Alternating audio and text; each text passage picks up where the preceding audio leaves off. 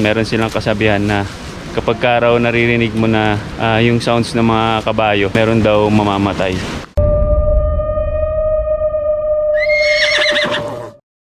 Mga katrip, tuklasin ang hiwaga ng Toring Kabayo. Isang bundok na may dalisay na ganda kung saan sinasabing ang tunog ng kabayo ay babala ng kamatayan sa mga katutubo. Maririnig ba namin ang huni ng kabayo? O isa lang itong matandang kwento? Tara mga katrip at samahan nyo kami sa isang napakahabang paglalakbay at mamangha sa natatagong ganda sa pusod ng kagubatan ng Olongapo at tuklasin ang yaman ng kabundukan, pagkain, kultura at paniniwala ng mga katutubo at hanapin ang napakailap na Toring Kabayo. Tara, trip tayo! 5:50 na ng gabi. Dapat kami sa camping site. Ang hirap hanapin nung Toring Kabayo, tumatakbo siya palayo.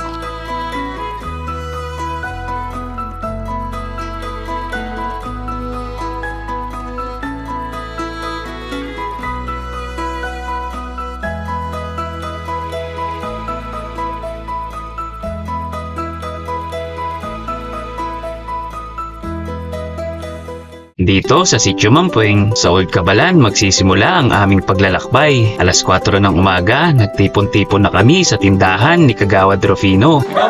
Kasama ka pala. Nagkape, nag-almusal at nagkaroon ng maikling briefing habang hinihintay ang iba naming kasama. Kasama namin ang mga local guide na kapatid nating Aita. Si Axel ang nag-organisa ng event na ito. Kasama ang ulo ng Apo Mountaineering Club at iba pa naming kasamang madalas na umaakyat. Na mga trip, so paakit na kami ng Toring Kabayo. So dito kami nag-start sa Sitio Mampueng. So 6:45 na ng umaga. Maraming ilog ang kailangan tawirin. May paahon, pababa at mga bangin na dadaanan. Kaya kailangan handa ang katawan, isipan at panalangin sa bawat hakbang. Madalang pa ang nakakaakyat sa Toring Kabayo. Hindi pa establisado ang trail. Kaya isa ito sa mga hamon na magpapahaba sa aming paglalakbay. Ay mga trip, so pahinga muna. So tanyo ang ganda ng dito ng spot. Pwede na kayo dito mag-camping. So sobrang sulit yung view, sobrang ganda. Yan, sama natin yung mga guide natin, si Kagawad Rufino, yan, si Chieftain, si Kuya Jason, yan, si Kuya Mike. Hello Kuya Mike. Yan, alis na ulit. Akyat na naman. So di kami pwede magpahinga ng matagal dahil mahaba-haba yung lalakarin namin. Yan, puro river crossing. Mga trip, ito na yung mga community. Ito na yung limuran guys. So yun, tribo daw ng limuran yung mga nakatira dito, kaya limuran ang tawag sa lugar na to. Dito na kami mag-almusal sa may limuran. Ito, daling ko doon, baka bibili sila. Tapos bigyan niya na lang ako ng discount. Joke lang. Guys, bili na. Reseller. 100 lang to, isang ganito. Magkano isa? 70. Ayun, magkano doon? Hati-hati tayo kayo. Ito. Ayan. Okay, pinya. Wala pa. Galing ng bag ni Kuya. Pinanguhuli po ng labuyo. Bag na panabong. Kung yung bayong lows na yun, kay Kuya, tingnan mo modern. Pagkatapos namin mag-almusal ay umalis na kami at sumabak na naman sa maraming river crossing. Maraming river crossing guys. Another one. Dito kami dumadaan ngayon sa may gilid ng sapa. So mapato, kaya kailangan mag-ingat kasi minsan madulas yung mga tinatapakan natin. Mga trip dito, paahon naman. Tapos na yung ilog. Sa na tayo? Sa pusod ng gubat.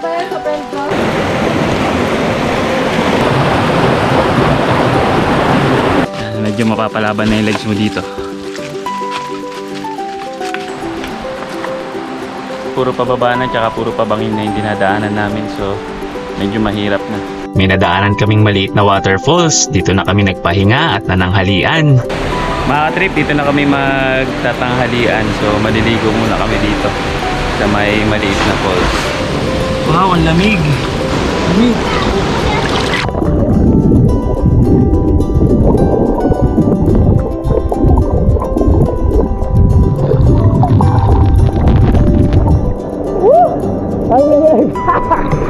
Parang may yelo!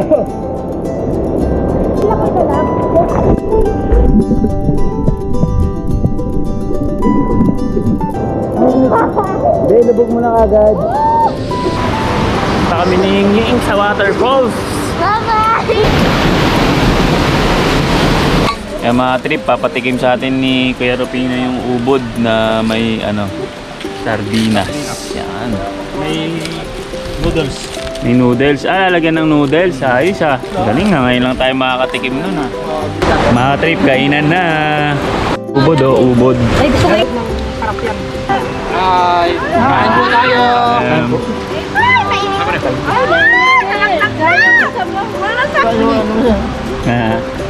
Guys, matitikman na natin yung ubod.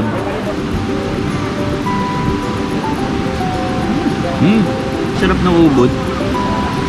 Sa bundok talaga mabubuhay ka kahit sa maano ka lang. Maginok. Yan mga trip, tapos na kami mag-lunch, so hike na ulit kami. Mga trip, malapit na kami, mga 4 na oras na lang.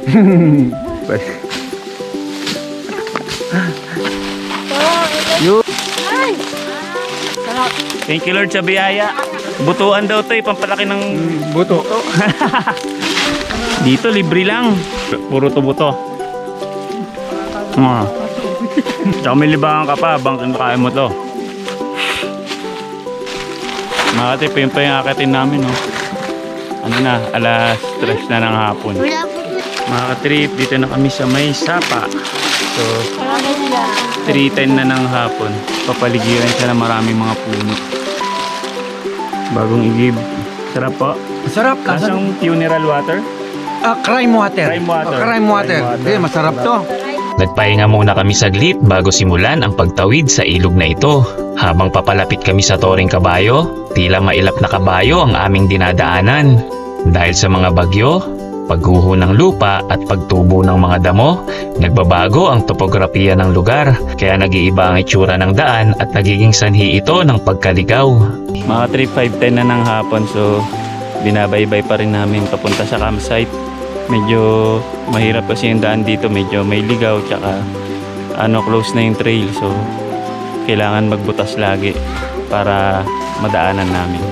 Mga trip, yan iakitin namin. So kailangan na daw ng tali. Dito, kailangan na namin gumamit ng tali para maakyat ang bahaging ito. Maraming loose rocks kaya delikado.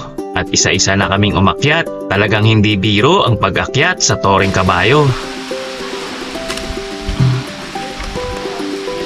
Mga trip, nakaakyat naman kami ng safe. So nakatakot lang kasi loose yung mga bato. Pag humawak ka, pwede siyang matanggal. Right now, 4:45 na ng hapon. So lovely. Okay. Hawak ka dito. Yan, hawak ka dito sa taas mo. So, we're still looking sa camping site namin. And magdidilim na. So, hindi namin alam kung dito kami magka-camping or doon sa gusto nilang area. Kaya lang padilim na kasi. Gabi na, kailangan na namin mag-settle. Hi guys, so mali na naman yung daan namin. Ganun talaga. Kasama yan sa adventure. Nakikita din namin yun. Problema, lang, abutan na kami ng dilim. Hindi rin nila kabisado maigi yung daan kasi hindi naman madalas sila pumupunta dito. Parang na yan, buwis buhay na tayo dito. Inabutan na kami ng pagkagat ng dilim. Mailap pa rin ang daan at tila ayaw magpahanap sa amin ng Toreng Kabayo.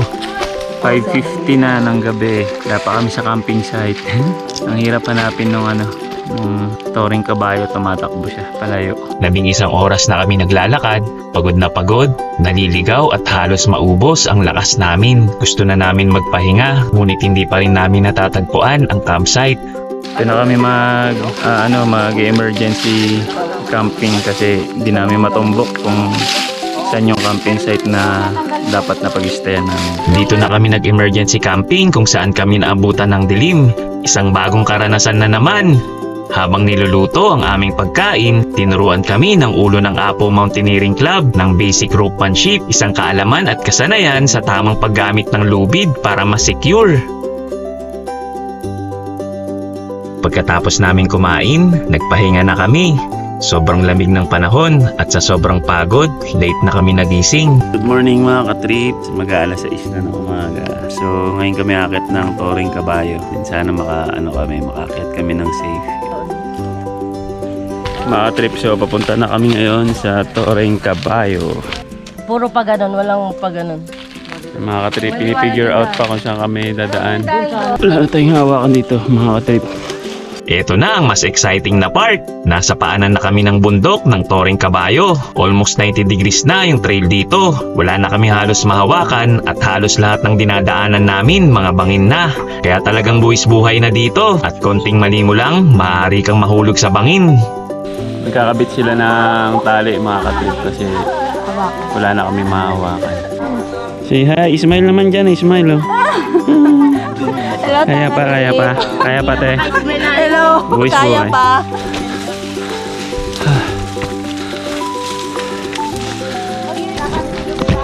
Katrip, sobrang technical na yung ginagawa namin. Talagang di na to biro na hike. Buwis buhay pala ito. Ano gagawin dyan? Hawakan ko na to. Yun. Na. Mga trip, may tali na sa wakas. Nakabit na nila yung tali. Kaya pa? Kaya pa.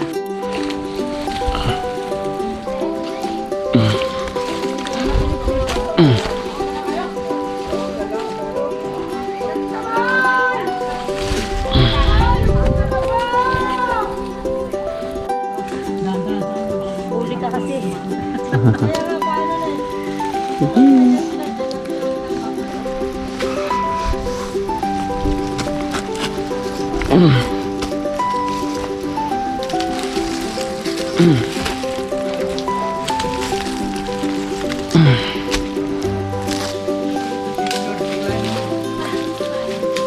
Mga trip, sobrang hirap na dito talagang gapang na. Mga trip, mga 2 oras na kaming umaakyat dito sa peak ng Toreng Kabayo. Sobrang technical akyatin nito dahil 90 degrees. Puro bangin. Kailangan mong gumamit ng tali. So right now, yung ganito okay pa eh. Yung medyo slope lang. Pero yung kanina talagang sobrang bangin na. Makalipas sa mahigit 2 oras, narating din namin ang Toreng Kabayo. Mga trip, welcome to Toreng Kabayo. Meron silang kasabihan na kapag ka raw naririnig mo na yung sounds ng mga kabayo, meron daw mamamatay. So ayun yung ayon sa kasabihan ng mga katutubo dito. Yun yung tawag ng mga katutubo dyan, si Apo Mangawel. Dahil meron siyang mukha. So yung mga katutubo, di ba, worship nila yung mga bundok. Iba naman tawag sa kanya Mount Like kasi kung titignan mo siya para siya naka-thumbs up. May Olongapo, Subic Bay, yung Subic, Susong Dalaga, yun yung nakikita natin madalas sa Kabalan.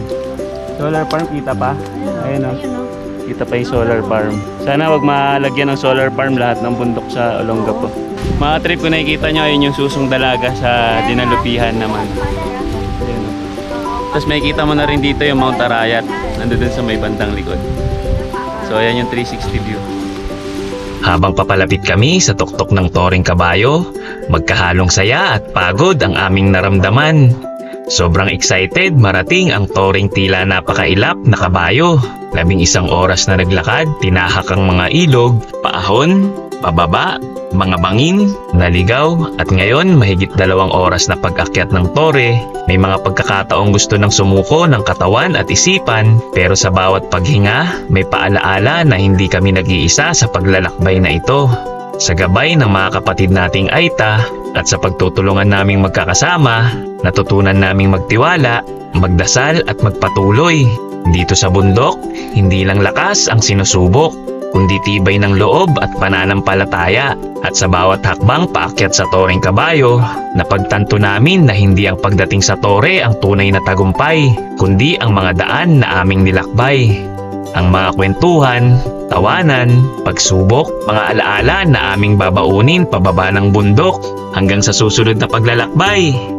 Tara, trip tayo! Josephine, sarap. Kuya nila. Kuya nila. Leave no trace mga katrip at kung nagustuhan nyo ang video na to, paki-follow ang Tara Trip Tayo sa Facebook, YouTube, Instagram at TikTok.